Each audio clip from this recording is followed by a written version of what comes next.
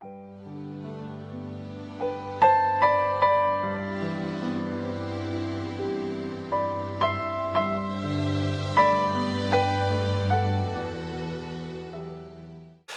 우리 읽었던 본문 말씀은 안디옥 교회가 시작된 배경을 말하고 있습니다. 안디옥 교회는 사도행전 전체로 볼 때 굉장히 중요한 위치에 있습니다. 안디옥 교회는 우리가 사도행전을 읽을 때 잘 이해하지는 못하고 잠깐 나오고 말지만 바울 서신을 보면 안디옥 교회가 얼마나 중요한 역할을 하는지는 알 수가 있습니다.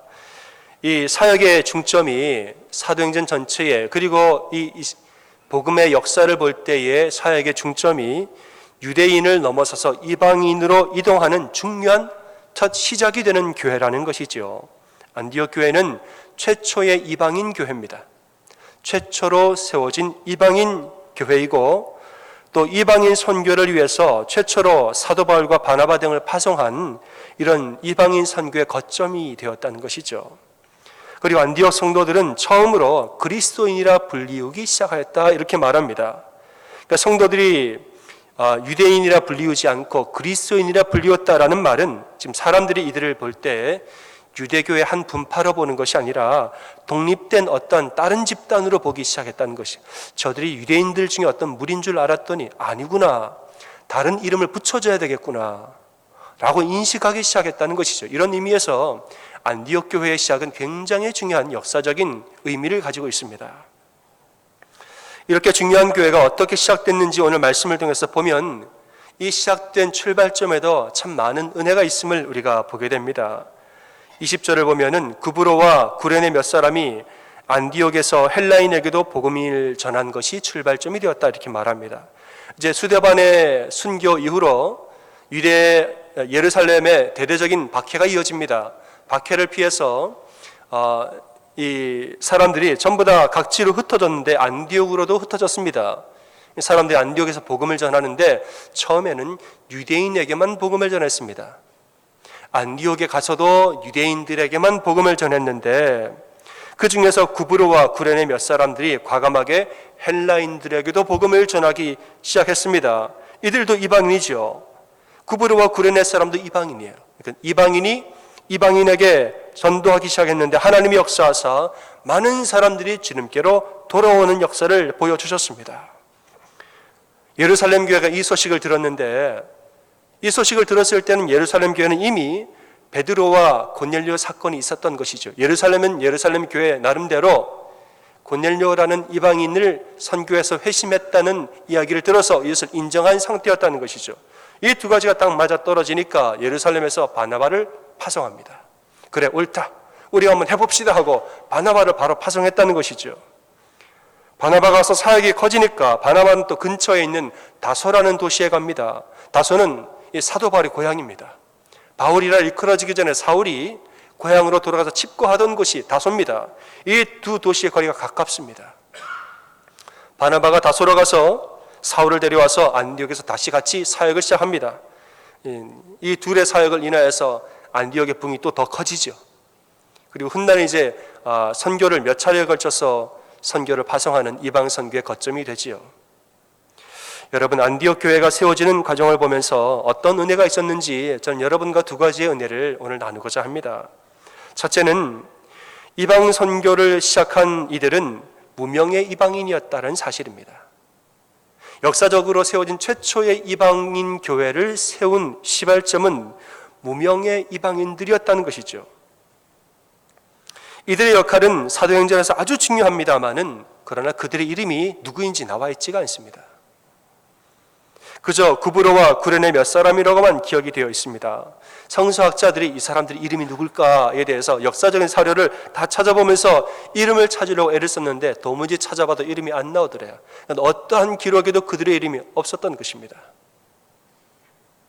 여러분, 이것이 우리에게 은혜라는 거예요. 이것이 우리에게 은혜라는 것이지요.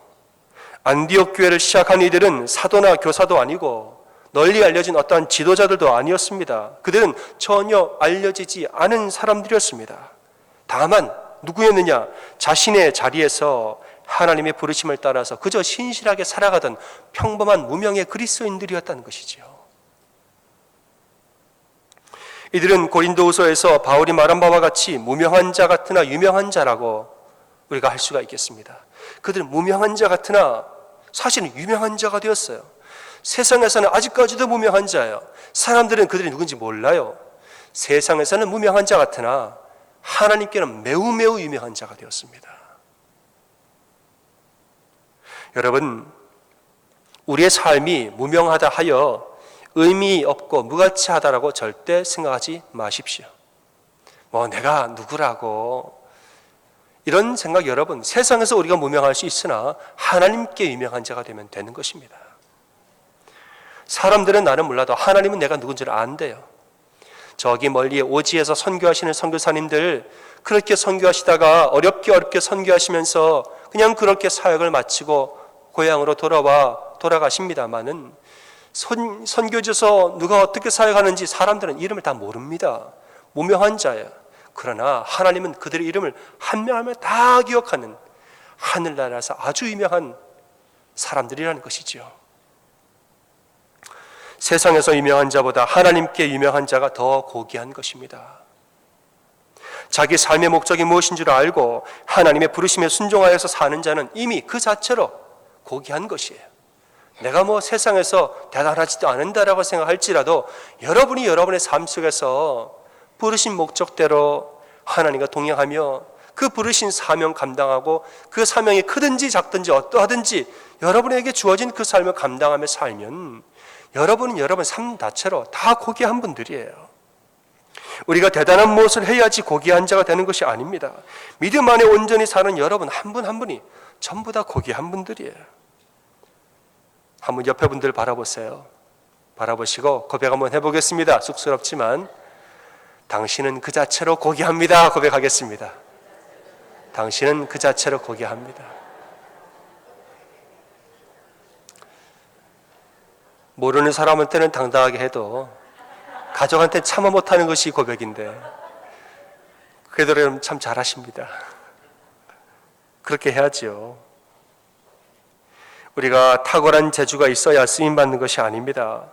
하나님은 그저 자기 자리에서 신실함으로 살아가는 이들을 쓰시는 것입니다. 솔로몬은 살아생전에 유명한 왕이었고 또 온갖 부귀영화를 다 누려본 그러한 왕이었습니다. 솔로몬은 노년의 때에 자신이 살아온 인생을 돌아보면서 전도서라는 지혜서를 썼습니다. 전도서 3장에서는 우리의 인생에 대해서 이렇게 고백을 합니다. 사람이 사는 동안에 기뻐하며 선을 행하는 것보다 나은 것이 없는 줄을 내가 알았고 사람마다 먹고 마시는 것과 수고함으로 낙을 누리는 것이 하나님의 선물인 줄을 또한 알았도다 말을 합니다. 여러분, 우리의 삶에서 무엇이 행복인지 이야기하고 있습니다. 뭐가 행복인가? 무엇이 인생인가에 대해서 말하죠. 내가 살면서 사는 동안에 기쁘게 살면서 평소에 선을 행하고 사는 것이 이것보다 나은 삶이 없다 고백했습니다. 또한 매일 먹고 마시고 열심히 일함으로 낙을 누리는 것이 하나님의 선물이라는 것을 깨달았다. 여러분, 먹고 마시고 일하는 거 평범한 일상이지요. 당연히 먹고 마셔야죠. 당연히 일하고 일했으면 낙이 와야죠. 보수가 있어야죠. 그냥 일상이에요. 그러나 자신의 생애를 다 마치고 노년의 때가 돼서 돌아봤더니 그렇게 내가 먹고 마시고 일하고 낙을 누리고 살았던 이 일상들이 전부 다 하나님의 선물이더라는 거죠. 그걸 나중에서야 솔로몬이 깨닫고 적었습니다. 그래서 우리 일상이 이렇게 중요한 것입니다. 우리는 드라마와 같은 사랑을 꿈꾸며 삽니다. 우리는 영화와 같은 치열함과 영화에 나오는 대단한 성공들을 우리가 꿈꾸면서 살 수도 있습니다만은 여러분, 드라마 보면 어떠세요? 드라마 시리즈가 있는데 이번 회차만 보고 말아야지 했는데 갈등이 막 일어나다가 해결이 됐어요. 그러면 끝났나 보다 하는데 드라마 끝날 때쯤에 반전이 또 일어나요. 그리고 거기서 딱 끝나잖아요.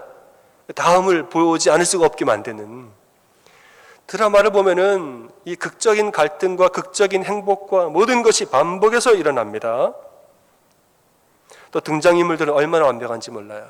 남자 주인공, 여자 주인공들 보면은 남자 주인공은 어찌나 이렇게 박력 있고 어찌나 이렇게 딱 따뜻한지 몰라요. 여자 주인공들 보면은 어찌나 가녀리고 순수한지 일단은 다 생머리에 다 이렇게 어찌나 가녀리고 사랑스러운지. 내가 늘 꿈꾸던 사람이 거기 있어요, 그냥. 하지만 드라마가 끝난 후에 그런 남자 주인공과 여자 주인공을 잘 이렇게 묵상을 하다가 드라마가 끝나고 이제 남편과 아내를 보면 어떤 생각이 여러분 드십니까? 남편을 가만히 봤더니 나를 바라보기는커녕 소파에 누워서 TV만 바라보고 있는 남편을 보았으면 속이 답답한 거죠. 아내를 가만히 바라보니까 관열이고 뭐 하기는커녕 최근 들어서 남성 호르몬이 점점 증가하고 있는 아내를 바라보면서 어떤 생각이 여러분 드십니까? 유명한 영화 감독 알프레드 히치콕은 이런 말을 했습니다. 드라마는 지루한 부분들을 잘라낸 우리의 인생이다 그랬습니다. 지루한 부분들은 다 잘라낸 우리의 인생과도 같은 것이 드라마다.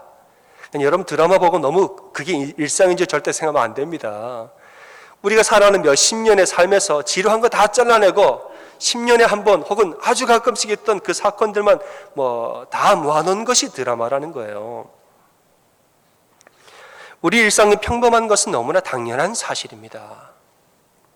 드라마처럼 기쁘고 드라마처럼 좋은 소식이 날마다 우리에게 있어지지가 않습니다. 그저 우리는 살아가는 대로 살아가는 것, 그저 평범한 일상이 우리의 원래 삶의 그 자체라는 것이지요. 요즘에 유행하는 말 중에 소확행이라는 말이 있습니다. 다 아시죠? 소확행, 소소하지만 확실한 행복이란 말이죠.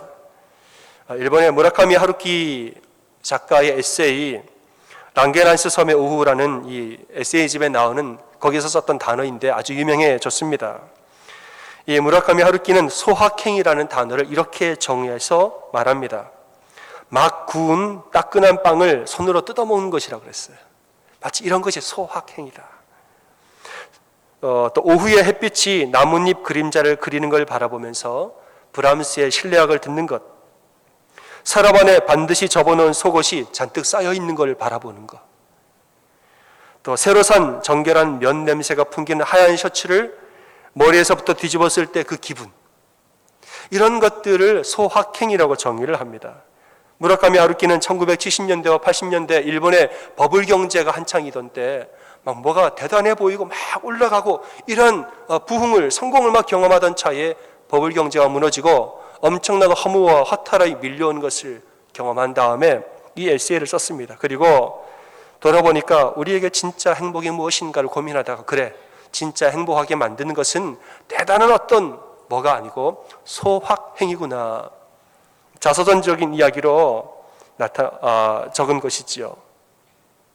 하나님의 은혜도 마찬가지입니다. 하나님의 허락하시는 우리에게 주신 대부분의 은혜는 전부 다 우리의 일상에서 일어나는 줄을 믿으시기 바랍니다.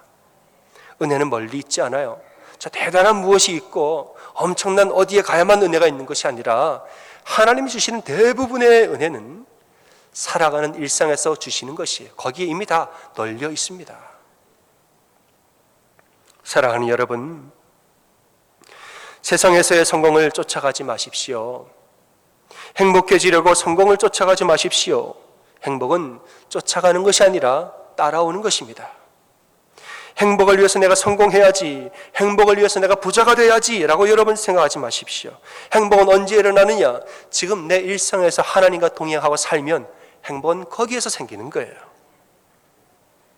남들을 바라보면서 아유 저 집은 얼마나 행복할까, 저 집은 자녀들이 잘 돼서 얼마나 좋을까, 저 집은 우리 집은 언제 저 집처럼 저렇게 돈을 많이 벌어보나. 여러분 이런 생각 다 내려놓으시길 바랍니다. 지금 내가 하나님 앞에서 바로 서서 하나님과 동행하며 살면 모든 일은 거기에서 시작되는 거예요.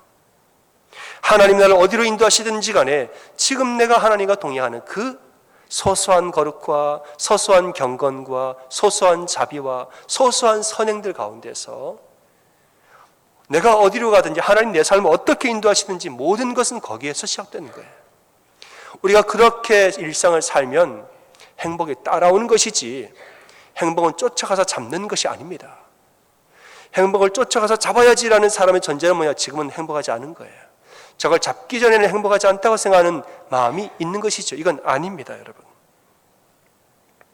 여러분 세상에서 유명해지기를 바라지 마시고 지금 이 순간 매 순간마다 하나님 앞에 유명한 자로 사시기 바랍니다. 그것이 그리스도인이 행복해지는 비결입니다. 오늘 우리에게 말씀하시는 두 번째 은혜는 무엇이냐? 모든 것은 하나님의 계획하심이었다는 사실입니다. 모든 것은 하나님의 계획하심이었습니다. 안디옥 교회를 통해서 본격적인 이방인 선교가 시작되고 또 성도들은 유대인이라 부르지 않고 그리스도인이라 불리기 시작하였다. 이러한 중요한 일들이 시작되기 전까지는 안팎으로 단편적인 많은 사건들이 일어났었습니다. 갑자기 뚝딱하고 안디옥 교회가 태어난 것이 아니라 그 전에 굉장히 많은 단편적인 사건들이 사도행전을 보면 다 전초의 증상들과 하나님이 예비해 두신 일들이 다 있었다는 것이지요. 이 모든 단편적인 사건들이 모여서 안디옥 교회가 탄생한 것이에요. 하지만은 그 당시의 당사자들은 내가 왜 이걸 하고 있는지 전혀 깨닫지를 못했다는 거예요. 베드로는 본인이 왜 욥바에 가야 했는지, 물론 다비다라는 여인이 죽어서 갔지만은 내가 왜 하나님이 욥바를 왜 보내셨는지 더 큰 계획에 대해서 모르고 있었습니다. 거기서 고넬료를 만날지 누가 알았겠습니까? 고넬료를 따라서 갔는데 고넬료를 만난 사건이 이렇게 안디옥의 바나바를 파송하는 사건으로 이어질 줄 누가 알았겠습니까? 몰라요, 사람들은. 스데반에 순교할 때 사람들은 속으로 생각합니다. 이렇게 훌륭한 자가 왜 이리 허망하게 죽어야 하는가? 이유를 알지 못했습니다. 스데반에 죽고 수많은 핍박과 어려움이 다가올 때 이 일이 왜 일어나는지 이해할 수 없는 것이죠. 사울이 다메섹으로 간 것은 그리스도인들을 핍박하러 간 것이지 예수 믿으러 간 것이 아니에요. 누가 알았겠어요? 다메섹으로 가는 길에 회심할 줄 누가 알았겠냐고요. 또 회심한 사울이 왜 고향인 다소로 돌아갔을까요? 다소에서 바나바를 만나서 안디옥으로 올 줄 누가 알았겠습니까? 아무도 이 이유를 알 수가 없는 것이에요. 이러한 단편적인 사건들 속에서 누구도 하나님의 큰 그림을 볼 수가 없었습니다. 하지만은 하나님은 이러한 여러 가지 조각들을 통하여서 이방인 선교라는 큰 밑그림을 이미 그리고 계셨던 것입니다. 여러분, 하나님은 우리에게도 동일하게 일하시는 줄 믿습니다. 우리의 반복되는 일상이 좀 지루해 보이고 무의미하게 느껴질 수도 있겠지만은 하나님은 우리의 이 일상의 작은 사건들을 통하여서 우리의 삶을 통한 큰 그림을 그리고 계시는 줄 믿으시기 바랍니다.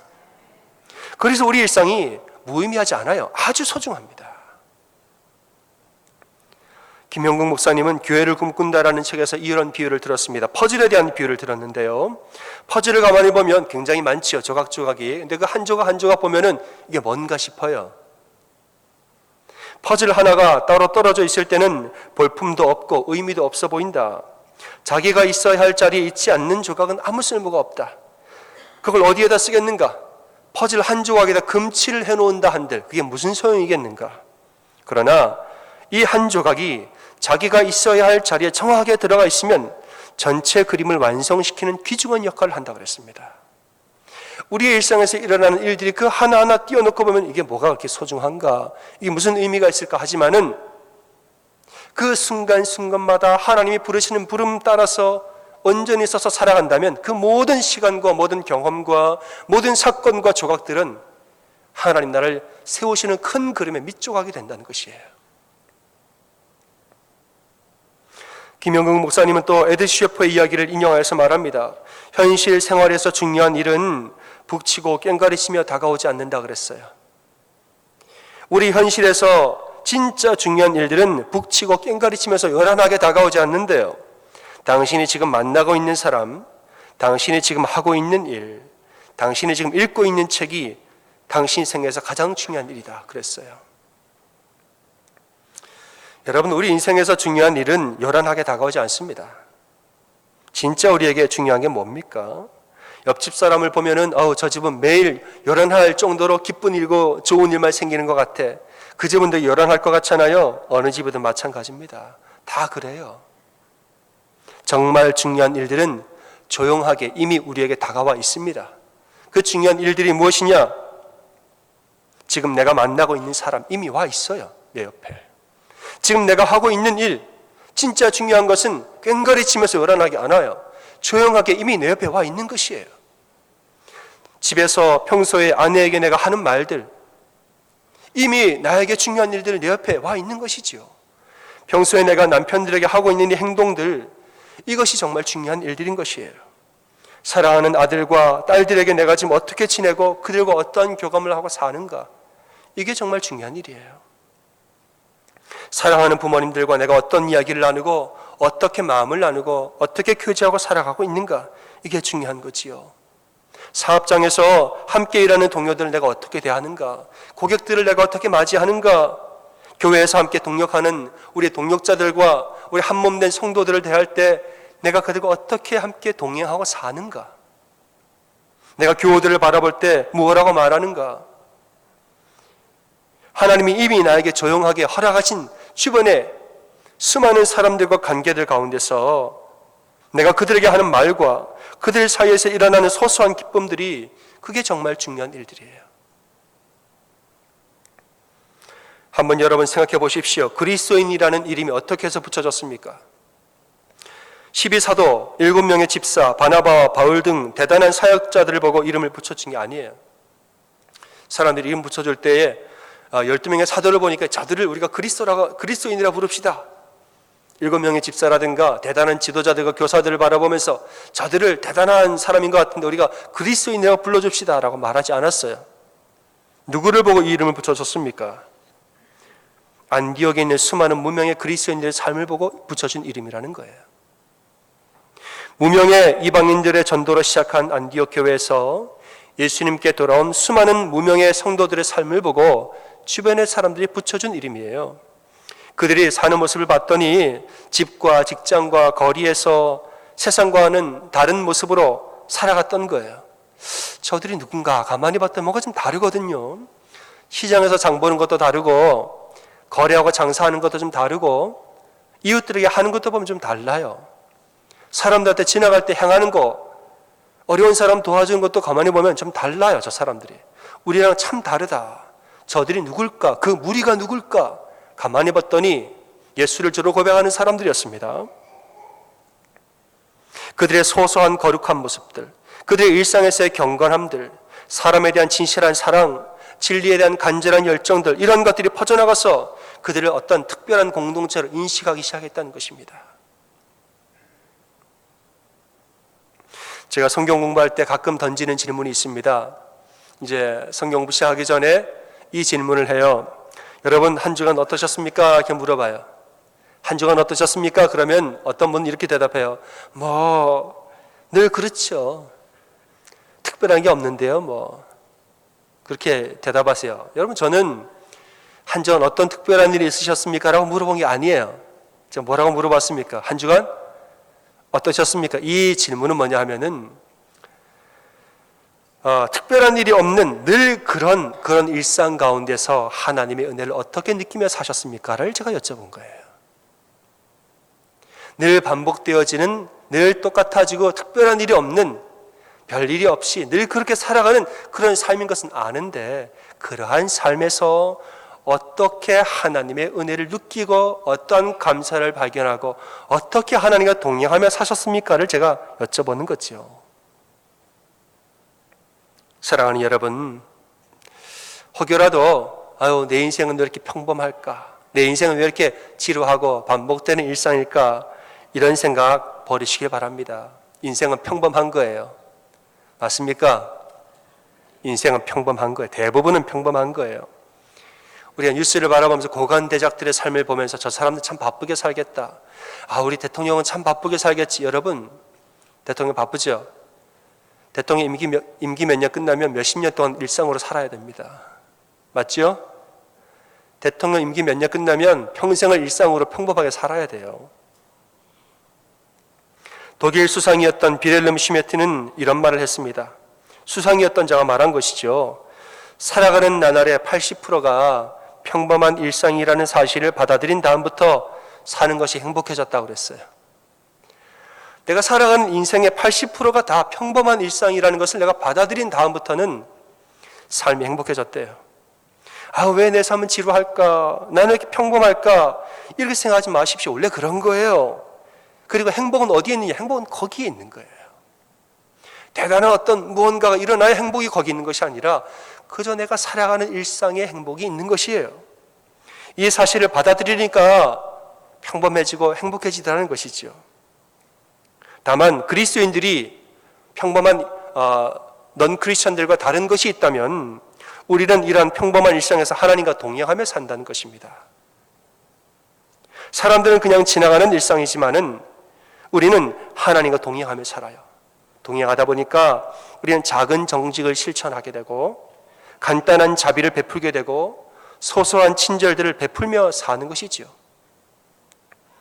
우리 안에 성령님이 계시면 이러한 일상의 거룩함이 나타나는 것이고 하나님은 이러한 작은 단편적인 사건들을 다 모아서 우리를 인도하는 밑조각으로 다 사용하시는 것입니다. 사랑하는 여러분, 이 한 주도 하나님 안에서 하나님과 동행하시기를 바랍니다. 이 한 주도 평안한 일상을 사시길 바랍니다.